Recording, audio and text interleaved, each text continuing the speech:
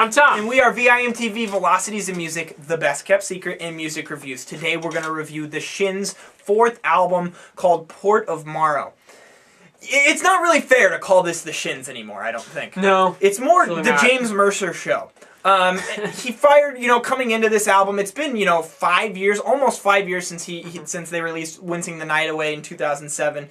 And we heard the news a couple years ago. First of all, when James Mercer teamed up with Danger Mouse to do Broken Bells, we actually posted an interview of those two on our website. So we'll put that link down there on our website for you. But James Mercer was describing how he didn't want to be a part of the Shins anymore. He doesn't know if there's ever going to be another Shins record.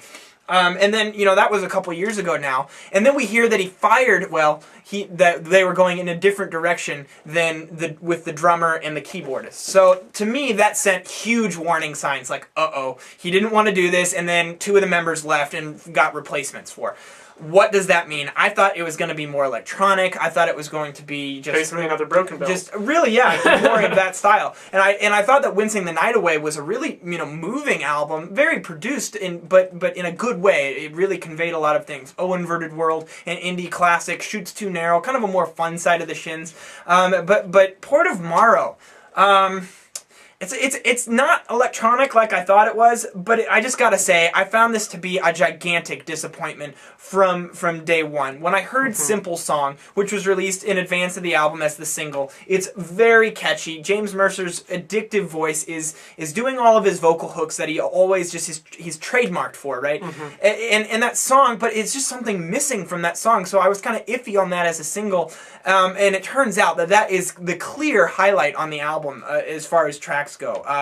Tom, what was your take? Because I could just make a big negative sandwich and feed it to our viewers right now, but you kind of had a little bit different experience. Well, it was weird because it was very up and down for me. The first time I listened to this album, the first thing that came to mind was, wow, this is really lame. I just thought it was extremely boring. I just didn't care. It was sterile. I felt like the sheen on the production and all the things going on just kind of made it soulless. Now, once I listened to it more, I actually started to like it a little better. I never warmed up to it too much, but once I got to know each one of the songs individually, I was like, okay, there actually are some good melodies on here. There's some decent songwriting, but it's really just, it wasn't enough to really pull it out of the ditch for me. It saved it a tiny bit. It moved me maybe from the 50s to the 60s. At one point, I was thinking, I'm like, well, maybe I should give this like 70s. But here's what I realized, why I realized that was.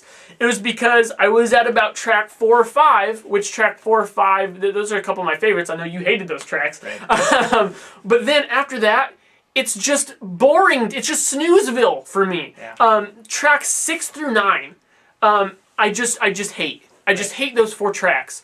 So then I get back to that, at track 5, I'm like, oh, this is okay, And then those next 4 tracks, I'm like, dear God, I don't like this at all. So I really have to average out those 2 sentiments and figure out, where this album averages out. And it was really difficult for me.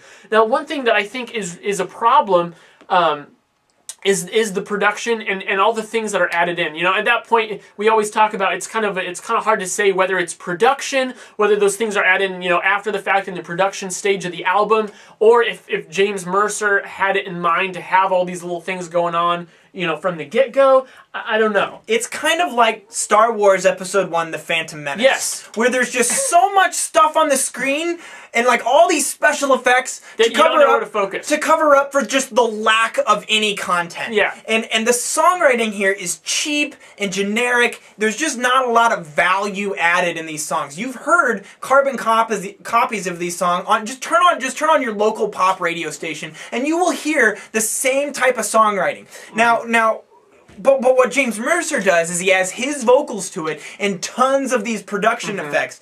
And it just doesn't make any sense to me. It's like they're trying to cover up, like they're compensating for something. There's so much going on at any one given point that I don't know what to focus on. Right. And that's what made it really difficult for me to get to know these songs. Right. Because I couldn't focus on the melodies. I couldn't focus on the guitar lines, the bass lines, because there's so much other crap swirling around from ear to ear. Listening to this in headphones, it's just like, like, what the hell's going on? And another thing that does is it kills any sense of dynamics. There are hardly any lows or any extreme highs on this album because there can't be. Because during the low points, there's still a bunch of other crap going on. That is a great point. And so it just seems really flat the whole time. Yep, and another thing that bothered me, Tom, was the uninspired lyrics. James Mercer has never been a I've never liked lyricist. the Shins lyrics, really. I've never gotten into it either, but he's at least trying. It did feel, it always felt like he was thumbing through the thesaurus. Oh, that word, I want to use that one. This one, it doesn't even have that. It's just plain, boring. I don't know how to. That's just lame. It's just lame, man. I can't get over it. Some of the tracks are clearly better than others. Yeah. You know, I think the first two are strong. Now, Tom liked a couple. I do agree. There's a giant sag. I think the one redeeming track on this album for me, the one track that I'm really walking away going, this is actually a good track. I will listen to this track. One track on an album of 10, I will listen to this one track again, and that's the closing track and title track, Port of Morrow. I felt like James Mercer's, it was more simple, that stuff, all the production effects more subtle. right there. He's doing something different with his voice. Yes, it's up in the falsetto. I thought it was a better version of this new direction that he's taking the music. Now, this is not the same Shins band that you're familiar with if you're a Shins fan. So take that. You've probably already listened to it. Take that in mind when you listen to that this is a different direction just with the Shins label. One thing that Tom pointed out to me when we first started talking about this that I want to repeat now to you guys is that if this were anybody else, any other artist out there right now that wasn't called the Shins, who would care? No one Who would care? No. No one would care. And that's why James Mercer didn't put his name on it. He kept the Shins, even though that's a change in lineup. Because at this point, it's a brand. It's a brand. It's about brand loyalty. That's right.